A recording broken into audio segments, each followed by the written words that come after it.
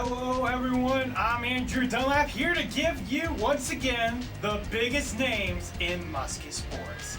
This week we talked to Jon Raugh, senior wrestler for the men's wrestling team, as he talks about battling injuries to finish off his career.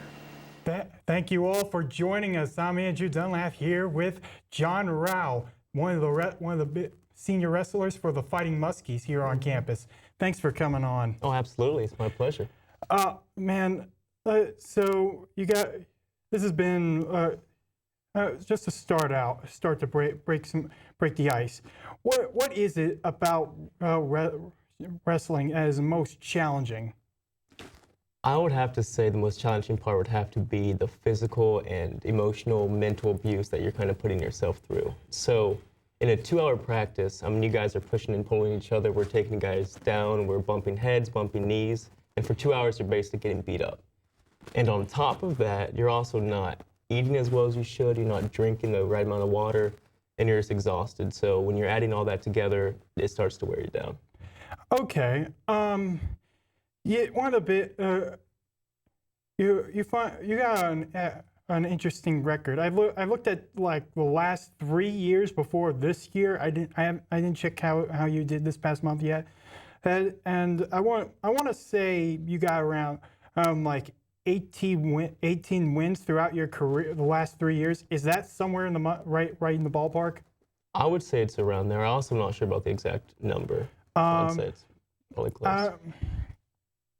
I know there were a couple tournaments I couldn't find information on.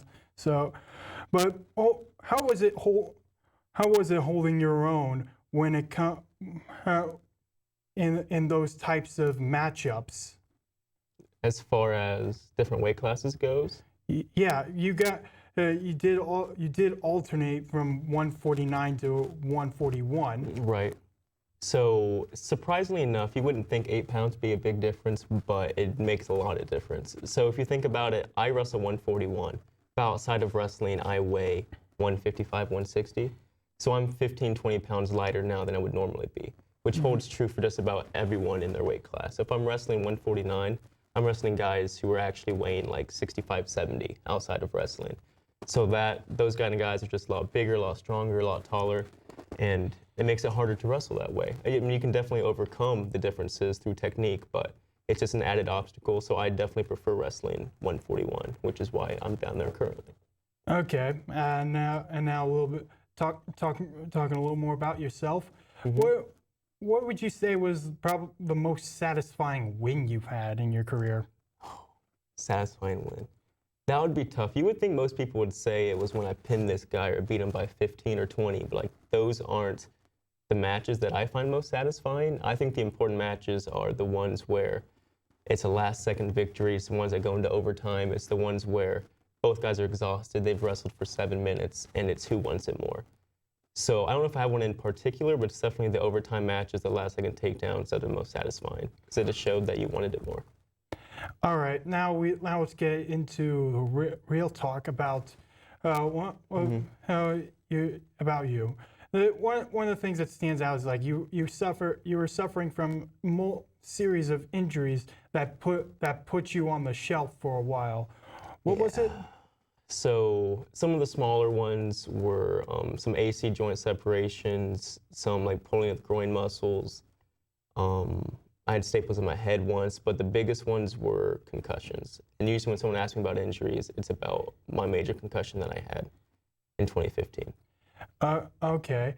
I did see you were still competing in the last year though, on the 2015-2016 calendar. So it was kind of confusing for me.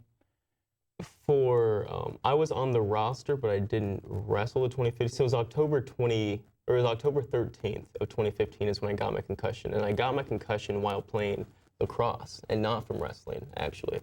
So it was a scrimmage, and this scrimmage happened about 2 days before wrestling practice started. So I was a face-off guy, and I went for the ball, and then as I was starting to stand up, a guy came flying across and checked me with a stick. He basically hit me in the helmet with a stick and gave me concussion. And then at that point, I had to decide what I wanted to do. So I attempted to go through school and to go to classes, but I just couldn't. Like, I had all the stereotypical symptoms of the light bothering you, of not being able to concentrate, always feeling nauseous and off balance. Okay. And it went to the point where I had to decide that I needed to take a medical leave of absence. I had to take some time off to recover so that I can perform both in school and at wrestling. So I did take that season off. Okay. How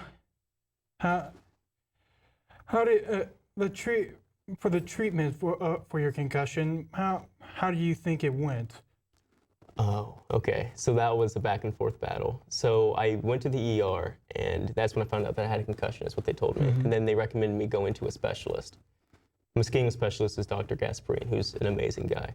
But I went there, he'd have me do some like memory tests and balance tests to see how I was doing, and I was not improving nearly as quickly as I should have been. And he recommended me to take some time off and to try to heal, because he wasn't 100% sure why it was taking this long, because each concussion is different. No two concussions will be the same. So I took that time off. I went home from October until about January. It wasn't until mid-January where I actually felt symptom-free. So this was 3 months of me not being cleared to do any activities, like running, even something simple like playing basketball. I couldn't do anything. My days were sleeping on the couch, when I was awake was eating, and then just repeating this cycle. Okay. So when you finally returned to wrestle for the team, it was around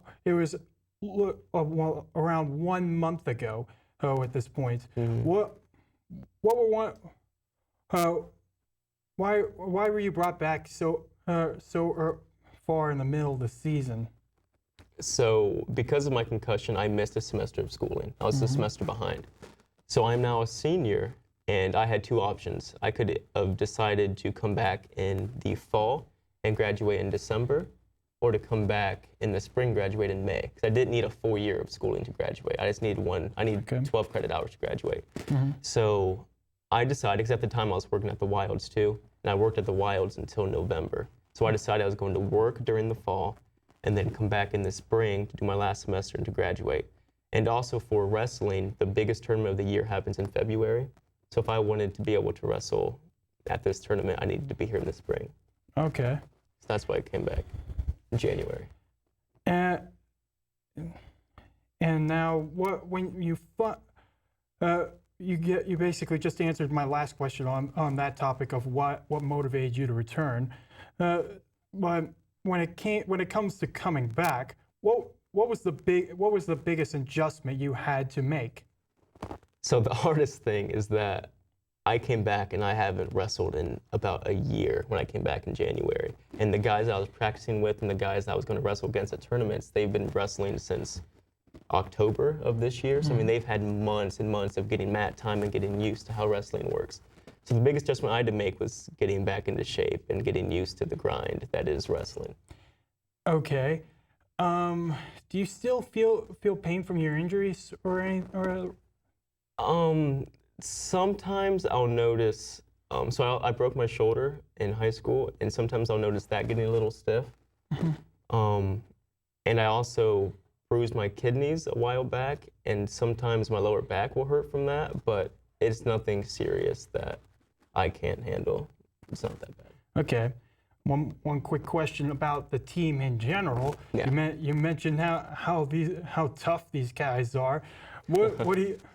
How do you think this young team is actually shaping out to be? So you brought up a really good point, is that they are super young. Over half of our team are freshmen and sophomores. And the biggest reason why I think we're starting to see some success, we are starting to win some dual meets, which normally hasn't happened in the past, is that we're finally getting guys who are dedicated to wrestling. Like, there have been times in the past where we've had 18, 19 guys come out in the beginning of the season, but by the time the season ended, we're down to like 6. Because guys just struggle making it through a season. So it's really nice to see we have a core group of guys who are willing to put in the effort to stick it out, and I think that's important in building a wrestling program. Okay, last question I want to ask. You, as a senior in trying to finish out strong in your career, what does it mean to finish through these long, grueling 4 years and all that adversity?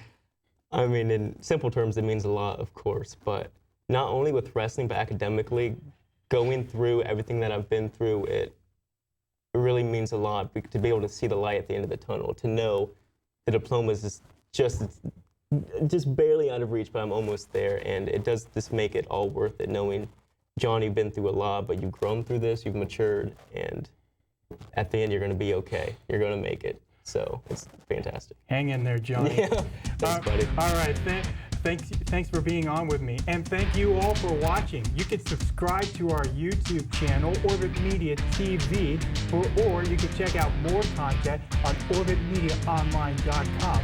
You can check us out on our Twitter and Facebook, Instagram, and we're also bringing up Snapchat to follow us there. Thank you for joining us.